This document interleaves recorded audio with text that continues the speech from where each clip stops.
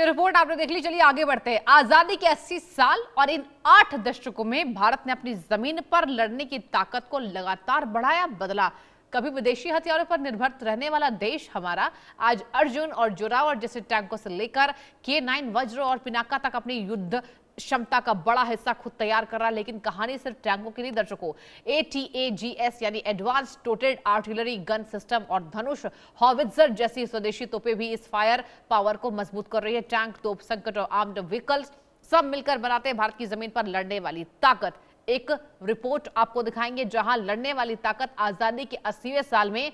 देखिए भारत का बख्तरबंद दम एक रिपोर्ट के जरिए।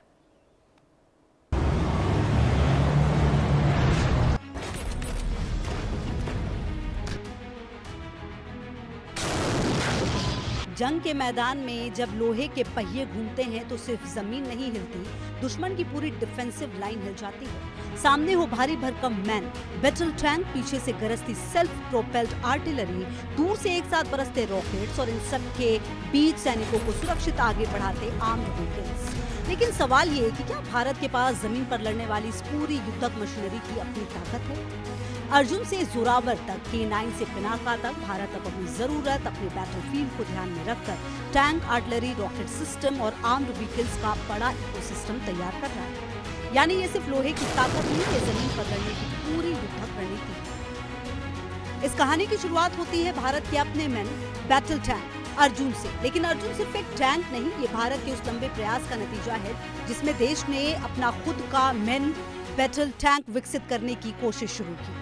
अर्जुन मैन बैटल टैंक की शुरुआत 1974 में हुई और करीब 2 दशक के डेवलपमेंट के बाद 1975 में इसका डेवलपमेंट प्रोजेक्ट पूरा हुआ और 1995 में इसका डेवलपमेंट प्रोजेक्ट पूरा हुआ और इसके बाद टेस्टिंग, ट्रायल्स और प्रोडक्शन का लंबा दौर चला और 2004 में पहली प्रोडक्शन सीरीज के 5 अर्जुन टैंक भारतीय सेना को सौंपे गए। 25 मई 2009 को भारतीय सेना ने अर्जुन से युक्त अपनी पहली आर्म्ड रेजिमेंट खड़ी की। इस टैंक की सबसे बड़ी ताकत है इसकी 120 मिलीमीटर की राइफल्ड गन, आधुनिक इंटीग्रेटेड फायर कंट्रोल सिस्टम और कंचन आर्मर से युक्त सुरक्षा यानी भारी फायर पावर, बेहतर टारगेट एंगेजमेंट और क्रू प्रोटेक्शन का कॉम्बिनेशन। लेकिन एक अहम बात, अर्जुन ने अभी तक किसी वास्तविक युद्ध में कॉम्बैट नहीं देखा है। इसकी क्षमता को भारतीय सेना के कठोर फील्ड ट्रायल्स और मिलिट्री एक्सरसाइजेज में परखा गया। 2007 से 2008 के बीच हुए रिलायबिलिटी ट्रायल्स में 2 अर्जुन टैंक ने 8000 किलोमीटर से ज्यादा की दूरी तय की और प्रत्येक टैंक से करीब 800 राउंड फायरिंग की गई। अर्जुन मैन बैटल टैंक की चुनौती, यहीं से अर्जुन की कहानी का दूसरा पहलू भी सामने आता है। इसका भारी वजन, करीब 68 टन के इस टैंक की ये भारी बनावट इसे प्रोटेक्शन और फायर पावर देती है, लेकिन दूसरी तरफ इसकी मोबिलिटी, ट्रांसपोर्टेबिलिटी को भी चुनौती देती है। यानी रेगिस्तानी और खुले टेरेन में भारी टैंक की अपनी ताकत है, लेकिन जब बैटलफील्ड बदलकर ऊंचे पहाड़ों और बेहद मुश्किल टेरेन में पहुंचता है तो जरूरत होती है एक ऐसे टैंक की जो हल्का, तेजी से मूव कर सके और कम वजन के साथ भारी फायर पावर दे सके। और यहीं से कहानी पहुंचती है जोरावर। 2020 के बाद लद्दाख के ऊंचाई वाले इलाकों में बदले ऑपरेशनल सिनेरियो ने एक ऐसे टैंक की जरूरत को सामने रखा जो भारी मैन बैटल टैंक की तुलना में हल्का हो, तेजी से तैनात किया जा सके और पहाड़ी बैटलफील्ड में भी आर्म्ड फायर पावर दे सके। इसी जरूरत को पूरा करने के लिए DRDO और L&T ने मिलकर जोरावर को विकसित किया। करीब 25 टन क्लास का ये लाइट टैंक खास तौर पर हाई ऑल्टीट्यूड एरिया के लिए डिजाइन किया गया, लेकिन इसकी भूमिका सिर्फ पहाड़ों तक सीमित नहीं है। इसे अलग अलग तरह के टेरेन में ऑपरेट करने की और जरूरत पड़ने पर तेजी से एक जगह से दूसरी जगह पहुंचाने को ध्यान में रखा गया। हल्का वजन इसकी मोबिलिटी और एयर ट्रांसपोर्टेबिलिटी को बढ़ाता है, लेकिन हल्का होने का मतलब कम ताकत नहीं है। जोरावर को substantial fire power, protection, surveillance और कम्युनिकेशन कैपेबिलिटी के साथ विकसित किया जा रहा है। इसके डिजाइन में मैन्ड अनमैन्ड टीमिंग जैसे आधुनिक क्षमताओं को भी ध्यान में रखा गया है। इसकी क्षमता सिर्फ कागज पर नहीं, ट्रायल्स में भी परखी जा चुकी है। सितंबर 2024 में रेगिस्तानी इलाके में इसके शुरुआती ऑटोमेटिव और फायरिंग ट्रायल्स हुए, जहां इसने तय लक्ष्यों पर फायरिंग में अपेक्षित सटीकता हासिल की। इसके बाद दिसंबर 2024 में 4200 मीटर से ज्यादा की ऊंचाई पर अलग अलग दूरी के लक्ष्यों पर कई राउंड सटीक तरीके से फायर किए गए। यानी जिस हाई ऑल्टीट्यूड बैटलफील्ड के लिए इसे तैयार किया गया, वहीं इसकी फायरिंग क्षमता को भी टेस्ट किया गया। जोरावर की एक और खासियत है मोबिलिटी के साथ साथ प्रोटेक्शन। इसके डिजाइन में एक्टिव प्रोटेक्शन सिस्टम जैसे तकनीकों को शामिल करने पर जोर है ताकि आने वाली एंटी टैंक खतरों से टैंक की सुरक्षा बढ़ाई जा सके। साथ ही यूएवी इंटीग्रेशन जैसी क्षमता का उद्देश्य टैंक के आसपास के इलाकों की निगरानी और सिचुएशनल अवेयरनेस को मजबूत करना है। और सबसे अहम सवाल, जोरावर टैंक सेना में कब आएगा? 2006 में सेना प्रमुख जनरल उपेंद्र द्विवेदी ने कहा कि मौजूदा समय सीमा के हिसाब से जोरावर के इंडक्शन 2028-29 में होने की संभावना है, लेकिन इसके लिए बाकी ट्रायल्स, यूजर इवोल्यूशन और प्रोडक्शन रेडीनेस का सफलतापूर्वक पूरा होना जरूरी है।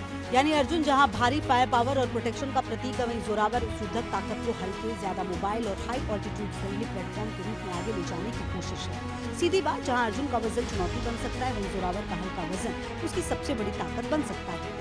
K9 वज्र चलती फिरती तोप उतारा, लेकिन जमीन की लड़ाई सिर्फ टैंकों से नहीं जीती जाती। कई बार दुश्मन की पोजीशन से काफी दूर रहकर उस पर लगातार और भारी गोलीबारी करनी पड़ती है। यही काम आता है K9 वज्र है, यानी ऐसी तोप जो खुद चलकर अपनी फायरिंग पोजीशन बदल सकती है। इसकी सबसे बड़ी ताकत है फायर पावर के साथ मोबिलिटी, यानी तेजी से पोजीशन पर पहुंचना, फायर करना और जरूरत पड़ने पर अपनी जगह बदल लेना। K9 वज्र भारतीय सेना की मोबाइल आर्टिलरी फायर पावर को मजबूत करता है, खास तौर पर खुले और रेगिस्तानी इलाकों में इसकी तेज मोबिलिटी से महत्वपूर्ण बनाती है। यानी बैटलफील्ड में टैंक आगे बढ़ रहे हों तो उनके पीछे से आर्टिलरी भी लगातार फायर सपोर्ट दे सकती है।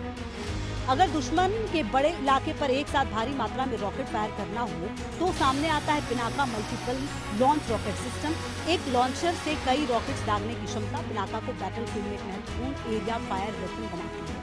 दुश्मन की troop concentration, military positions, logistic area या दूसरे महत्वपूर्ण टारगेट्स, पिनाका का मकसद है कम समय में बड़े इलाके पर भारी रॉकेट पहुंचाना। यानी जहां K9 वज्र अपनी आर्टिलरी फायर से दुश्मन की पोजीशंस पर हमला करता है, वहीं पिनाका बड़े इलाके में एक साथ मस्त रॉकेट फायर की ताकत दिखाता है। टैंक के बाद तोप और तोप के साथ रॉकेट, यानी जमीन पर भारत की फायर पावर की पूरी परत तैयार हो रही है।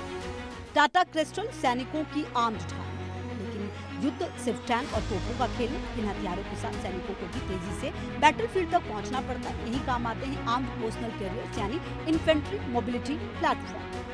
टाटा कैस्ट्रल ऐसा ही 8x8 व्हील्ड आर्म्ड प्लेटफॉर्म है, जिसे सैनिकों को प्रोटेक्शन, मोबिलिटी के साथ मुश्किल और खतरनाक इलाकों में आगे ले जाने के लिए डिजाइन किया गया है। इनकी आर्म्ड बॉडी सैनिकों को स्मॉल आर्म्स फायर और अन्य बैटलफील्ड खतरों से सुरक्षा देने के लिए बनाई गई है, जबकि 8x8 कॉन्फ़िगरेशन इसे अलग अलग टेरेन में तेजी से मूव करने की क्षमता देता है। यानी आधुनिक युद्ध में सैनिकों को सिर्फ लड़ना नहीं है, उचित तरीके से लड़ाई तक पहुंचाना भी है, और यही काम ऐसे आर्म्ड मोबिलिटी प्लेटफॉर्म करते हैं। कल्याणी M4 माइंस और IED के खिलाफ सुरक्षा को, जब खतरा सिर्फ गोलियों का नहीं, जमीन के नीचे छिपी माइंस यानी बारूदी सुरंगें और IED यानी अस्थायी विस्फोटक उपकरण का हो, तो जरूरत होती है ऐसी प्रोटेक्टेड मोबिलिटी की जो सैनिकों को खतरे वाले इलाके से सुरक्षित निकाल सके। यही सामने आता है कल्याणी M4, ये एक हाई मोबिलिटी आर्म्ड व्हीकल है जिसे माइन और IED जैसे खतरे से सुरक्षा को ध्यान में रखकर तैयार किया गया है। कल्याणी M4 की high ground clearance, protected crew compartment और मुश्किल टेरेन में तेज मूवमेंट की क्षमता कल्याणी M4 को हाई रिस्क ऑपरेशनल एरियाज के लिए महत्वपूर्ण बनाती है। यानी युद्ध में सिर्फ फायर पावर जरूरी नहीं, सैनिकों को खतरे के बीच सुरक्षित तरीके से आगे पहुंचाना भी उतना ही जरूरी है। प्रोटेक्टेड व्हीकल्स बैटलफील्ड की दूसरी ढाल। इस पूरी तस्वीर में महिंद्रा मार्क्समैन जैसे प्रोटेक्टेड व्हीकल्स भी अपनी भूमिका निभाते हैं। प्रोटेक्टेड व्हीकल्स का मकसद है सैनिकों और सिक्योरिटी पर्सनल को हाई रिस्क इलाकों से अतिरिक्त प्रोटेक्शन और मोबिलिटी देना। यानी आधुनिक बैटलफील्ड में हर व्हीकल का अपना एक खास रोल है, कहीं ट्रूप मोबिलिटी चाहिए, कहीं प्रोटेक्टेड मूवमेंट, कहीं रिकॉग्निसेंस और कहीं स्पेशलाइज्ड कॉम्बैट सपोर्ट। हर व्हीकल का अपना खास रोल होता है। युद्ध की ताकत अब सिर्फ एक बड़े टैंक से नहीं बनती, टैंक से लेकर छोटे प्रोटेक्टेड व्हीकल तक पूरी व्हीकल चेन मिलाकर बैटलफील्ड कैपेबिलिटी तैयार करती है। माइन क्लियरिंग सिस्टम, लेकिन बैटलफील्ड में सबसे खतरनाक दुश्मन हमेशा सामने दिखाई नहीं देता। कई बार खतरा जमीन के नीचे छिपा होता है, लैंड माइंस, और ऐसी स्थिति में आगे बढ़ता हुआ पूरा आर्म्ड कॉलम रुक सकता है। यही काम आते हैं mine clearing system. Mine clearing system का काम है आर्म्ड और मैकेनाइज्ड फोर्स के लिए आगे बढ़ने का रास्ता साफ और सुरक्षित करना, और अगर रास्ते में नदी, नहर या कोई प्राकृतिक बाधा आ जाए तो सामने आते हैं ब्रिज लेइंग सिस्टम। T-72 आधारित ब्रिज लेइंग टैंक जैसे प्लेटफॉर्म आर्म्ड फोर्सेस को ऐसी बाधाओं के पार आगे बढ़ने में मदद करते हैं।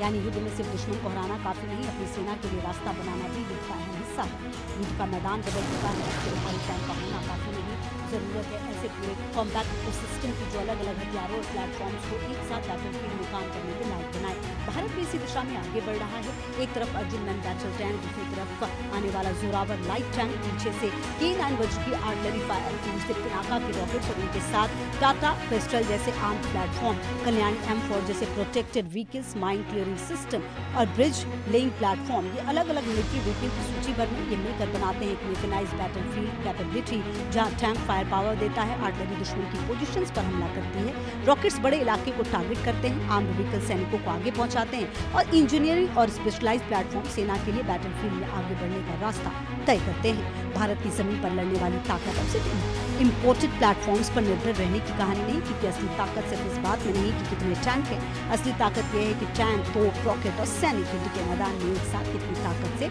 आगे बढ़ सकते हैं। आजादी के 80वें साल देश की सरहदों पर डटे भारत के जाबाजों को समर्पित तो यही था भारत का 72वां रिपॉर्ट।